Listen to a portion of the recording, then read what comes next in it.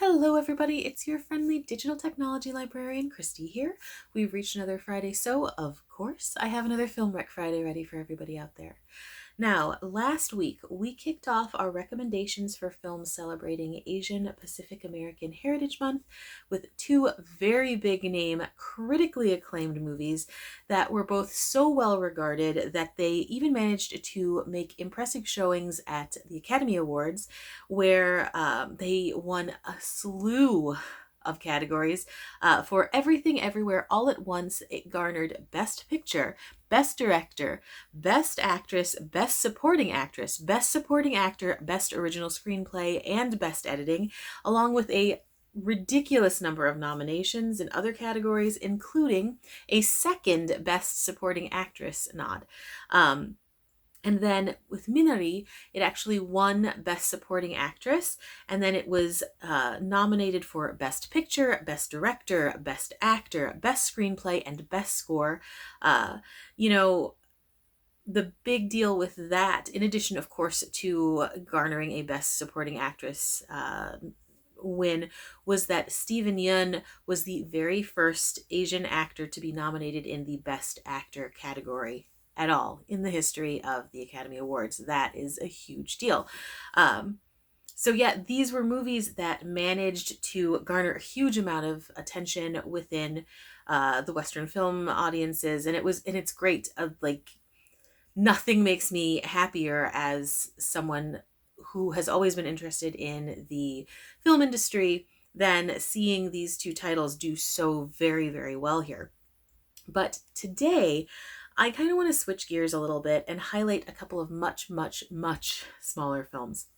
And both of these are documentaries that shed some light on some really fascinating topics and were put together by people of Asian descent and sort of hit on topics that are, of course, really interesting to people from these communities themselves, but also to the public in general, I think. So hopefully you will enjoy them.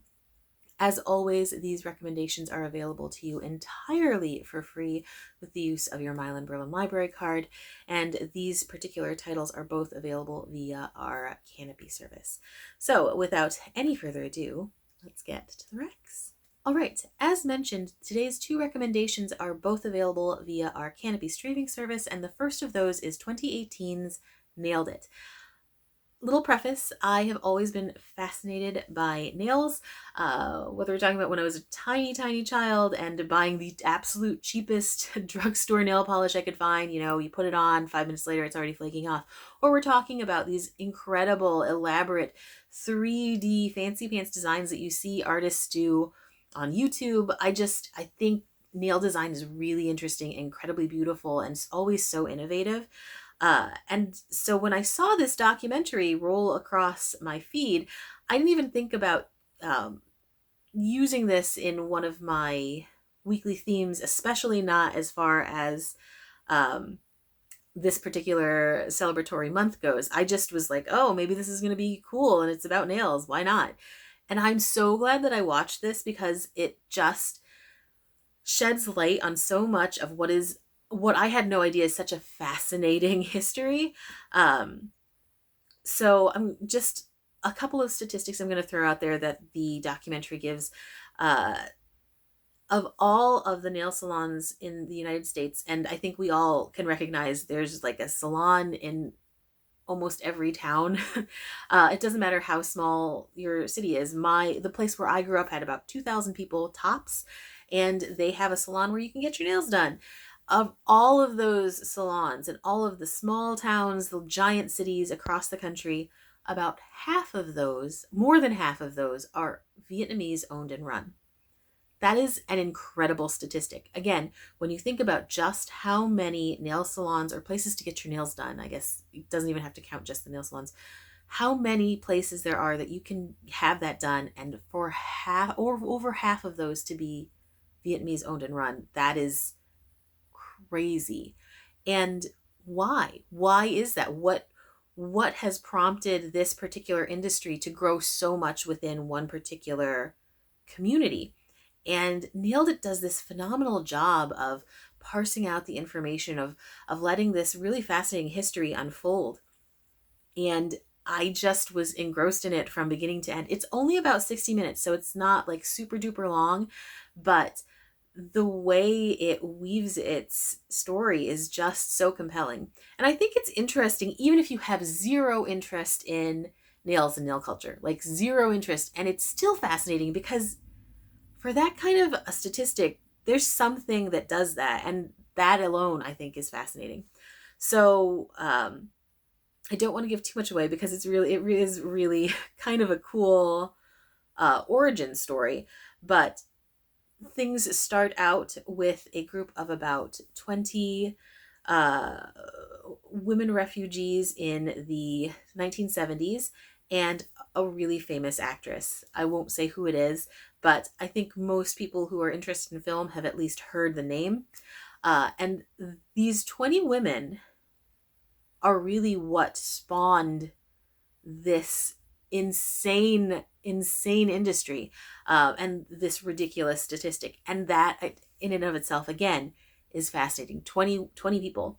And I think that speaks to, uh, how closely knit the Vietnamese community is here in the US, just because, you know, to get from that small number to what it is today, everyone is, calling everyone else and encouraging everyone else to continue to build into this particular strain. And it's just really, really cool.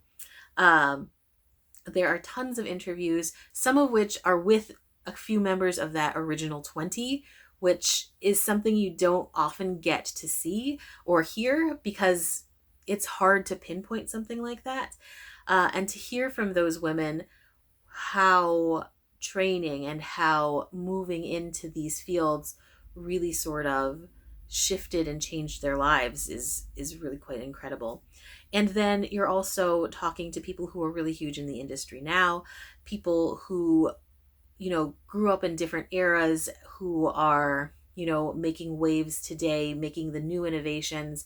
And throughout all of that, you're also talking about, cultural identity, how, especially with the younger generations, how you're blending this close connection to your Vietnamese side along with your very, American side, and how these things balance. And, even topics like gender within this particular industry, how that might, affect the way you look at these jobs. It's just a really, really cool and interesting documentary. One of the other things that I absolutely found, pretty fascinating is the approach to this documentary. It's very much a film that the person behind the scenes made as a labor of love. So she is also of Vietnamese descent, and she was curious herself, like, how did all of this come about? And that desire to find out more about something that's so prevalent within her own culture, I that really speaks to me as well. So I like it on a lot of levels, just from base watching it. It's super entertaining. It's a really quick watch, and it's super full of history. But then on the more meta filmmaking kind of side of things, I really love anything where you can, any documentary where you feel like that real personal connection. And this totally does that. If you're thinking this was somewhat familiar, Nailed It aired as part of PBS's America Reframed series. So you may have heard of it from there, but if you haven't, you absolutely need to watch it. It really is such a cool documentary, and one that may prompt you to ask questions that you've never asked before, about a field that you might have no interest in, but that has such an interesting history. So again, if you're a history fan, if you're just someone who likes really well-made documentaries and delving into a topic that seems pretty niche, but is actually, has much broader connections, make sure that you check out 2018's Nailed It. Excellent movie. It's a must watch. Oh, and before we shift to the next recommendation, if you are interested in another documentary about sort of nail culture, you should definitely check out 2016's Painted Nails, also on Canopy. Painted Nails goes in a slightly different direction. Yes, it does 100% touch on the prevalence of Vietnamese nail salons and their sort of reach within the states, but it really hones in on one particular nail salon owner and worker who chose to be vocal about some very serious issues health wise within the nail industry, health issues that would affect anyone working in the nail industry. So if you are interested in things like that, 100% check out 2016's Painted Nails. Again, that one is also on Canopy, just like a mini recommendation, but I thought that one was super interesting too. Okay, my other recommendation for this week, of course, is also available on Canopy, and that is 2006's documentary, The Slanted Screen. I think this documentary is one that anyone with an interest in film history should watch. It tracks the depiction of Asian men in Western film from pretty much the beginning of Western film all the way through to Harold and Kumar go to White Castle. So it's a really broad, expansive time. And what it does so well is it puts together a group of really interesting interviewees who come from all different genres of film and entertainment. You're not just dealing with serious actors, action stars. You've also got comedians in there. It's a great swath of primary sources.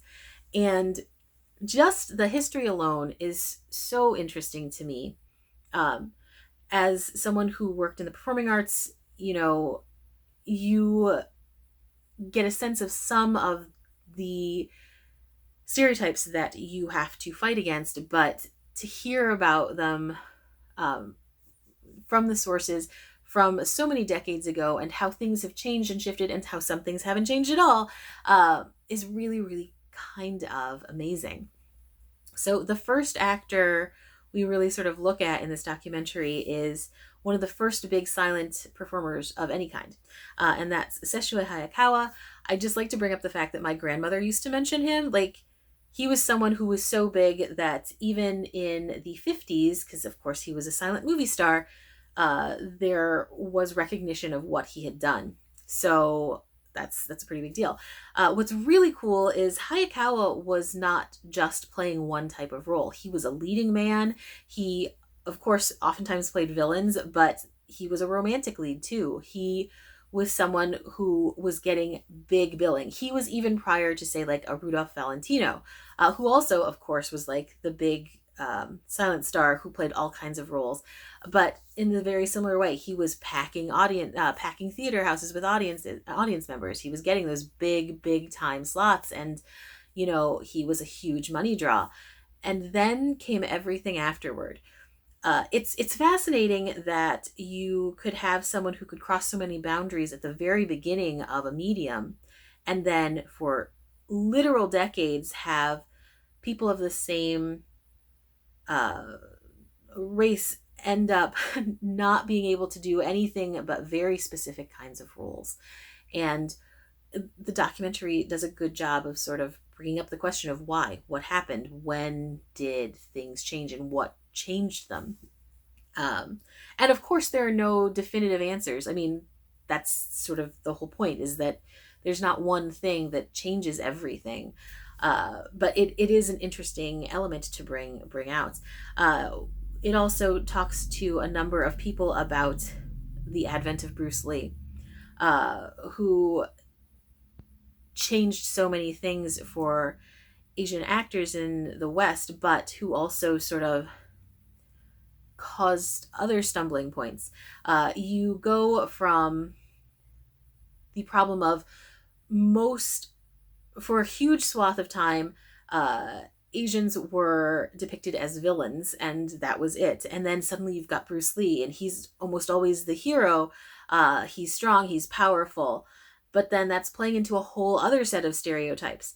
And for a huge swath of time, a huge amount of the American viewing public just thought that every Asian they saw knew one kung fu or karate, and simply not true, or that everyone had those abilities and those interests.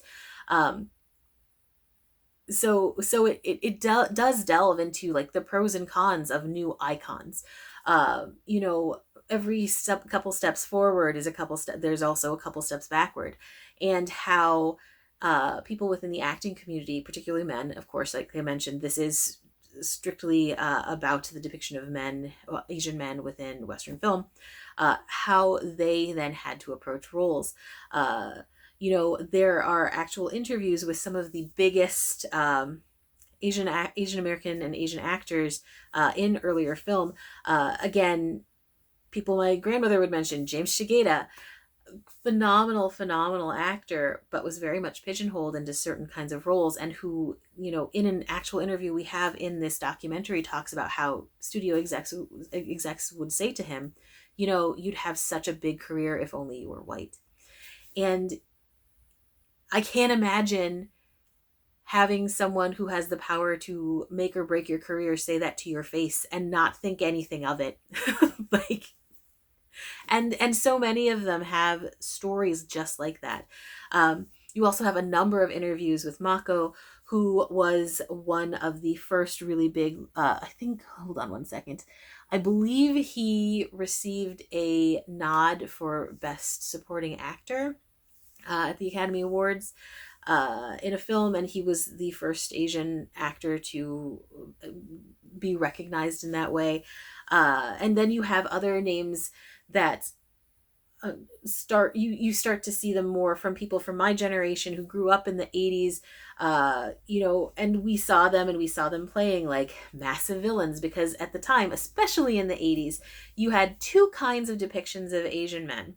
You had John Hughes's Long Duck Dong, and that's a real name. I still remember that, and I'm still bothered by it. And then you had the hyper villains, say from like a Mortal Kombat, and there weren't really a whole lot of roles between those two sides of things in the 80s. It was one or the other, and that was if you had someone of Asian descent in your film at all.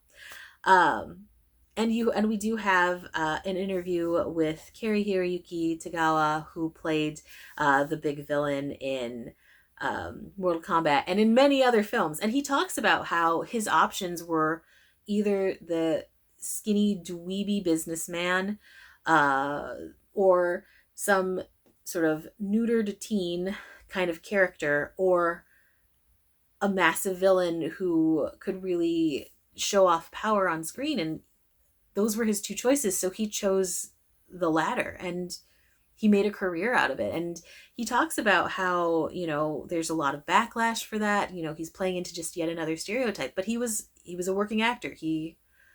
He wanted to continue to work in the industry, and those were his options. So he took the option that was more palatable to him, you know? And it's interesting to hear him say that, and to talk about it, and to talk about experiences that he had going into meetings, and, you know, being offered, you know, very slim pickings. One of the other really fascinating things that it touches on is the use of yellowface within film, which is, if you're not familiar, yellowface is where white men are cast as Asian men in films. And this is not something that was rare. Even, you know, in the not too distant past, you had characters as big as Marlon Brando taping his eyes back and playing an Asian man in movies like Tea House of the August Moon. This was not Ricardo Montalban playing kabuki actors. It was very much a done thing, even all the way up into the 60s. You had pretty much, there were for years and years, that was a big thing, where you didn't even actually have Asian performers on screen. It talks about all of this huge swath of stereotypes that have happened throughout film history. And it's just really, really interesting. It's inspiring in parts, particularly when we get to hear from the actors who are working today, who have struggled to sort of make a new world for themselves. But it's also incredibly frustrating when you hear about the things that they faced, when you hear from like some of the earlier actors who definitely were never able to get past those hurdles. Incredibly, incredibly frustrating. So yeah, it's one of those documentaries that I recommend everybody watch, but particularly if you have an interest in film studies and film history, just because this is something that is still relevant today. So yeah, if you have an interest, definitely check out 2006's The Slanted Screen. Phenomenally well put together, really fascinating interviews. I would say that's what puts this head and shoulders above a lot of documentaries I've watched about the depiction of Asians within Western film. Those interviews are just an absolute gem. So again, Slanted Screen, available via our Canopy service. Really, really fantastic. If you do have an interest in documentaries like this, Canopy also has a documentary called Slaying the Dragon from 2011 that sort of is the flip side of this. It's the depiction of Asian women within Western film, all the way from silent era to today. So that one is another real biggie. Excellent interviews and just a well-made documentary. And again, on Canopy, Slaying the Dragon. Okay, so those were my recommendations for this week. If you have any recommendations for films that you think we should watch to celebrate Asian Pacific American Heritage Month, please recommend those below. I would love to get recs from you. Definitely looking for more films to watch. If you have any recommendations for themes that you'd like to see us cover in the future, definitely recommend those. I'm always looking for help with that. As always, thank you so much for joining me. I love the films that I talked about today, but there are so many more available via Canopy and all of our other services that if any of these don't speak to you, definitely check those services out. You will find something that you will absolutely love. So again, thank you for joining me, and hopefully I will see you next week. Bye-bye.